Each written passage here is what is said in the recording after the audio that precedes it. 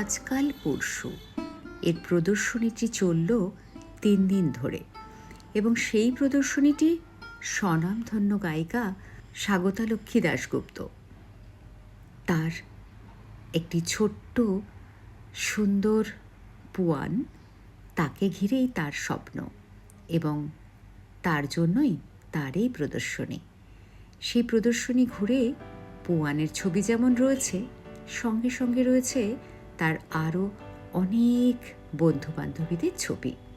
সবার ছবি একত্রে করে পুয়ানকে আজকে বলি, আজ যে তার জন্মদিন, তাই জন্মদিনে তাকে জানাই অনেক অনেক শুভেচ্ছা। জাহ্নবীর তরফ থেকে পুয়ানের জন্য অনেক আদর। পুয়ান যেন এভাবেই খুব ভালো থাকে এবং তার সঙ্গে প্রতি বছর তার মায়ের কাছ থেকে যেন আমরা এরকমই সুন্দর সুন্দর ফটোগ্রাফির সুন্দর প্রেজেন্টেশন দেখতে পাই। জাহ্নবী যারা দেখেন তারা তো অবশ্যই জানেন, এর আগের বছরও আপনাদেরকে দেখিয়েছিলাম।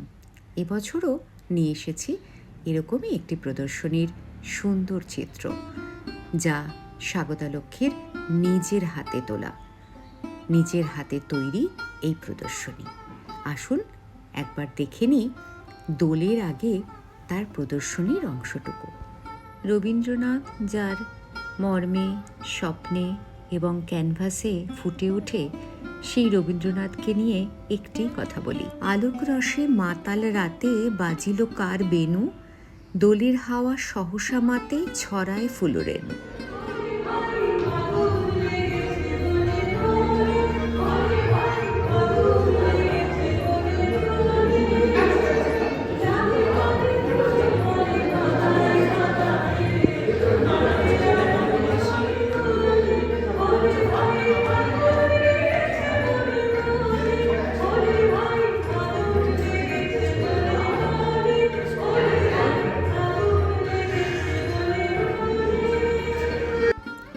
ওগো রবি, তুমি যে আমাদের কবি, তাই তোমার ফুলেই তোমাকে করি পুজো। আজি বসন্ত জাগ্রত দ্বারে, তব অবগুণ্ঠিত কুণ্ঠিত জীবনে করুণা বিড়ম্বিত তারে। যে তোমাকে বাবা বলে জানে, দেখো একবার এই 13তম প্রদর্শনীতেও 7টি ছবি রয়েছে তার, এবং প্রত্যেকটি ছবির নিচে রয়েছে তোমারই লেখা সেই পংক্তিগুলো যা তুমি লিখে গেছো, তা তিনি লিপিবদ্ধ করেছেন তার ক্যামেরায়, তার লেখায়। আসুন শুনি এবার তার কথা। দিদি, এটা তো 13তম তোমার বার্ষিক প্রদর্শনী, তো এখানে প্রচুর মানুষজন এসেছিলেন, তো এবার তো সেই জায়গা থেকে তোমার এবারের যে মানে চিন্তা ভাবনাটা, সেটা যদি তুমি একটুখানি বলো আর কি। প্রত্যেকবারই অন্যরকম থাকে, এবার মিলও থাকে। আমার যে পছন্দের যে বিষয় এবার সেটাই বেশি, যেটা আমি খুব প্রাণী জগৎ ভালোবাসি। আমার সব বাড়ির বেড়াল, রাস্তার বেড়াল এবং রেস্কিউ করা বেড়াল, আমাকে যারা চেনেন জানে যে আমি ওষুধ খাবার নিয়ে বেড়ালের পেছনে দৌড়াচ্ছি। ওরাই আমার মূলত ওরা মডেল, এবং প্রকৃতি ভালোবাসি বলে অবশ্যই ফুল, অবশ্যই পাখিরা, বিভিন্ন জায়গার পাখি আছে ভালোবাসি, মানুষ ভালোবাসি, সব থেকে ভালোবাসি প্রাণী জগৎ, যাদের কেউ নেই, অনাথ বাচ্চা কাচ্চা সব, তারা মানে গৃহপালিত যারা, বিশেষ করে তো সেই তাদের ছবি ভর্তি। আর একটা আমার খুব মনে হয় যে সূর্য আমার একজন অন্যতম একজন খুব ইম্পর্টেন্ট মডেল, কারণ আমার বিশ্বাস আমি যেখানে বসবাস করি সেখানকার সূর্য, আমি যেখান দিয়ে আমার গতি, আমি গাড়িতে যাই বা হেঁটে যাই, সেই সূর্য, বা আমি মাছ কাটতে গেলেও আমার মনে হয় যে সূর্য বোধহয় কোথাও আমাকে ফলো করছে। আমি সূর্যকে ফলো করতে গিয়ে দেখি সূর্য ফলো করছে, মানে কোথাও মানে সূর্যের সঙ্গে আমার সূর্য বোধহয় কোথাও, সূর্যই তো আমাদের মানে দর্শনের জীবন্ত দেবতা। আমরা সব দেবতা তো অন্যভাবে ফিক্স দেখি, তো সূর্যই একমাত্র দেবতা যাকে আমরা নড়তে চড়তে দেখি, যদিও জানি যে সূর্য আসলে ফিক্সড, কিন্তু ছোটবেলা থেকে পড়ি যে সূর্য পূর্ব দিকে ওঠে এবং পশ্চিমে অস্ত যায়, আমরাই অস্ত যাই, আমরাই উঠি। তো যাই হোক, সূর্যকে আমরা যেভাবে দেখি, মুভমেন্টে দেখি, মুভমেন্ট হচ্ছে, move করতে দেখি। তো সেই মুভমেন্টকে তোলা, সূর্যের বিভিন্ন রকমের আলো, কোনোটাতে সূর্য একেবারে একটা পার্টিকুলার একটা রং এখানে আছে, ফিক্সড হয়ে গেছে, বা যেই রং বেরোচ্ছে সচরাচর আমরা সেই রঙে দেখি না। সেদিন সূর্য আমার মডেল, আমার হাঁসেদের দল, সরস্বতীর মানস সরস্বতী বাহন, তো সেই হাঁসের দলকে নিয়েছি, বকের কনসেন্ট্রেশন আমার সাংঘাতিক লাগে। আমার মনে হয় যে আমাদের পরীক্ষার্থীরা যদি বককে নকল করে তাহলে আমাদের পড়ায় অনেক বেশি মন বসাতে পারবে, কারণ এত নিখুঁতভাবে তারা তাদের যে টার্গেট, সেই টার্গেটে তারা যে কনসেন্ট্রেট করে। তো একটা পশু জগৎ এবং প্রাণী জগতের কাছে আমরা বেসিক্যালি শিখি সব কিছু, ধৈর্য, সহনশীলতা, কনসেন্ট্রেট করা। তো ওই জন্য আমাকে ওরা খুব এই যে ছবিটি, এটি একটি আমার লোকালিটির একটি, আমার সল্টলেকের কোনো একটি পাড়ার, আমার সঙ্গে ওর নতুন আলাপ হয়েছে, কুইকুইয়ের মতন দেখতে এবং খুব ইন্টারেস্টিং, খুব মজার।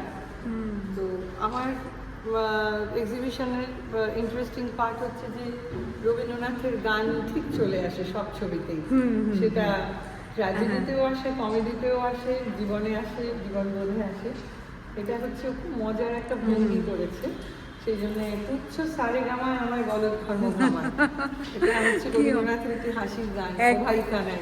সত্যিই তাই, মানে তোমার আমায় গলদ ধর্ম ঘামায়, তুচ্ছ সারে গামায় আমায় গলদ ধর্ম ঘামায়, বুদ্ধি আমার যেমনই হোক, কান দুটো নয় সূক্ষ্ম, ও ভাই কানাই কার জানাই দুঃসহ দুঃখ, হয়তো কোনো দুঃখ জানাচ্ছে, হয়তো এইরকম।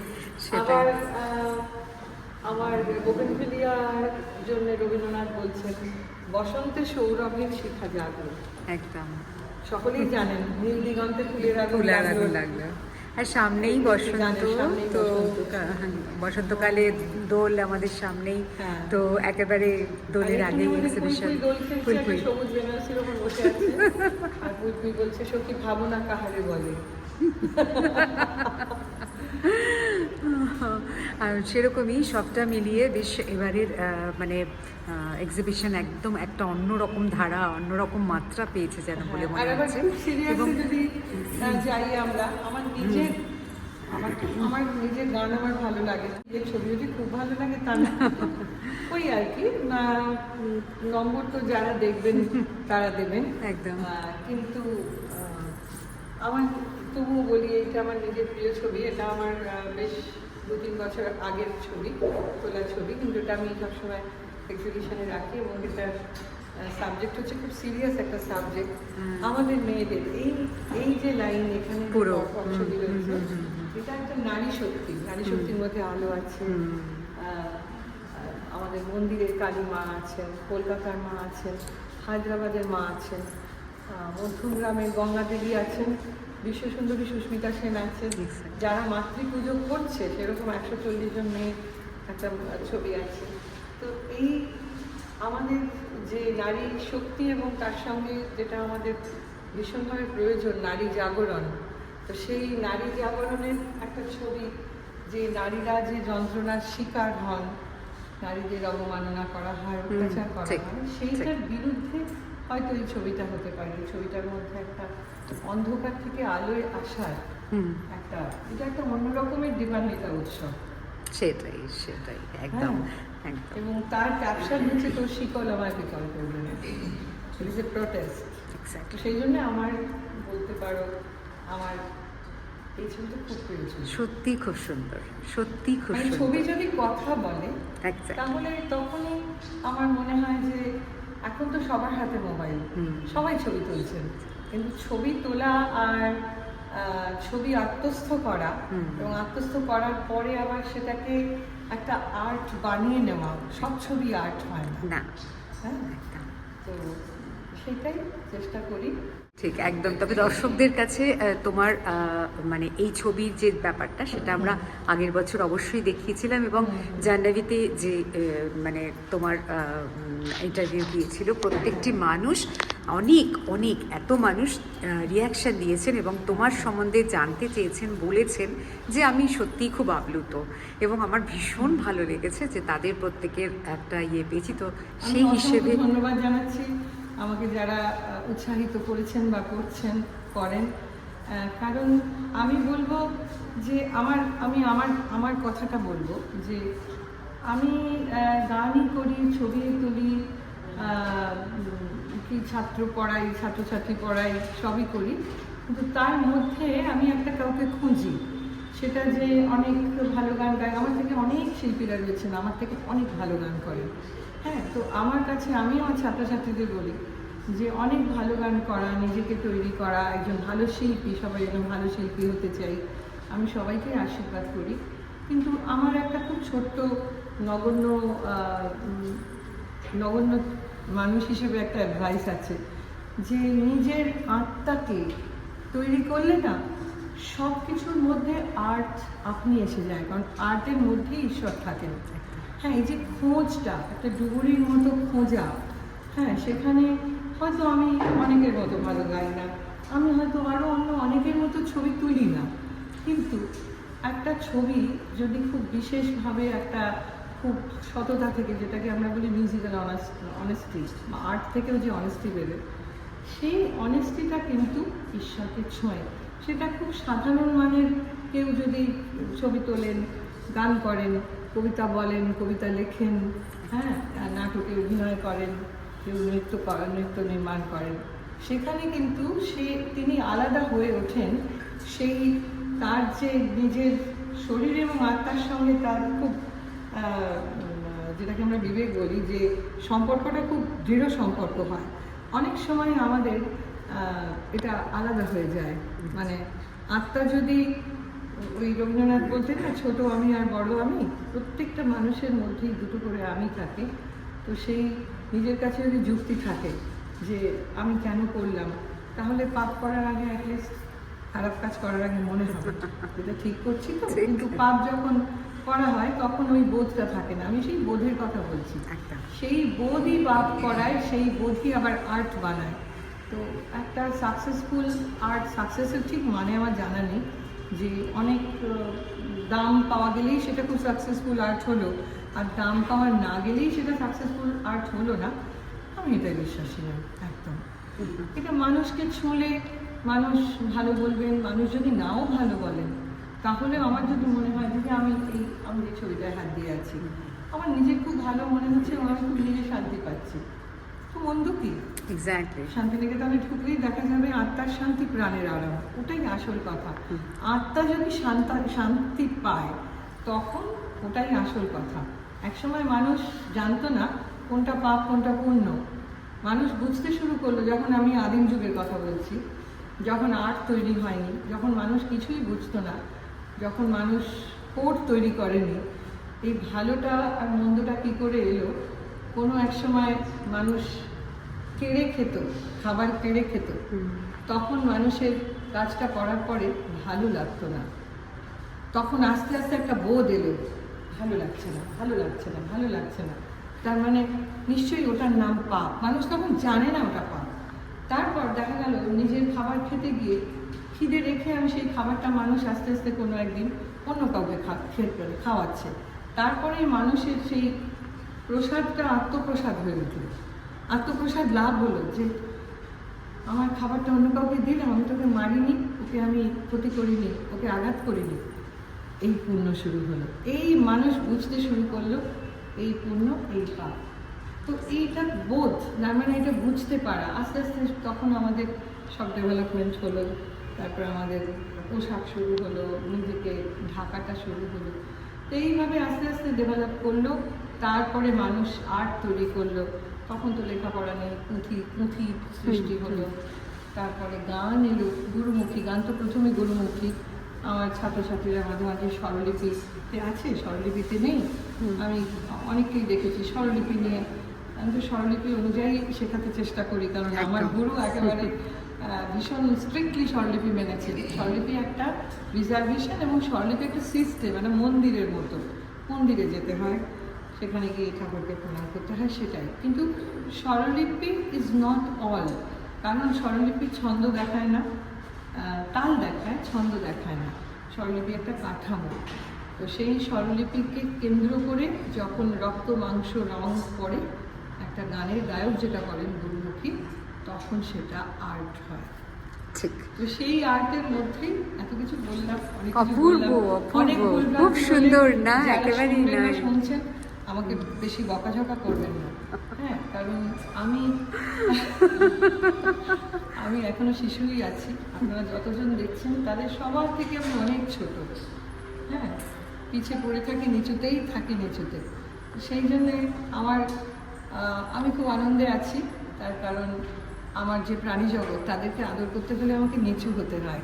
তো সেই জন্য এখান থেকেই আমার মাথা নত করে দাও তোমার চরণধুলার তলে। ছোটদের, নিচুতে যারা আছে তাদেরকে আদর করতে গেলে তোমাকে মাথা নোয়াতেই হবে। এটাও একটা শিক্ষা। আমি সেই শিক্ষাতেই শিক্ষিত হতে চাই, চলেছি। আমার বড় বড় ছেলে মেয়েদের আমি ছোট গুরু হয়েও সেটাই শেখেন। সত্যি আমার জাহ্নবীর প্রত্যেকটি দর্শক এবং প্রত্যেকটি মানুষের জন্য এটা একটা ভীষণ ভালো মেসেজ গেল, তুমি যেটা বললে একটু আগে। তো তারা সবাই তোমার গলার একটা গান একটু শুনতে চায়, আচ্ছা, যেহেতু দর্শক বন্ধুদের। তোর শিকলায় বিকাল করবে না রে, তোর শিকলায় মারে মারো মরবে না, তোর শিকল আমায় বিকাল করবে না, তোর শিকল আমায়, তোর মারে মারো মরবে না, তোর শিকল আমায় বিকাল করবে না, তোর শিকল আমায়। অপূর্ব অপূর্ব অপূর্ব অপূর্ব, সত্যি খুব সুন্দর, ভীষণ ভীষণ ভালো লাগলো। ভালো থেকো, হ্যাঁ, ভালো থাকবেন। তোমার এই প্রচেষ্টা আরও প্রত্যেক বছর এগিয়ে যাক, এটাই কামনা করি। অনেক অনেক আশীর্বাদ ধন্যবাদ, করবেন। অনেক আমাকে আর আমার কুয়ারকে, আমার বেবিকে। একদম একদম, অনেক ধন্যবাদ। Thank you. আশা করি আপনাদের এই ভিডিওটি খুব ভালো লাগলো, এবং যদি ভালো লেগে থাকে তাহলে সবসময় যেটা বলি, একটা লাইক করবেন, শেয়ার করে দেবেন আপনার বন্ধুদের, আর অবশ্যই যারা নতুন দেখছেন চ্যানেলটি সাবস্ক্রাইব করতে ভুলবেন না। দোলের অনেক অনেক শুভেচ্ছা, হোলিরও অনেক অনেক শুভেচ্ছা রইল আমার সকল বন্ধুদের। জাহ্নবীর তরফ থেকে সবাইকে জানাই শুভ দোল পূর্ণিমা, শুভ হোলি। তাহলে আসি, দেখা হবে পরবর্তী ভিডিও। নমস্কার।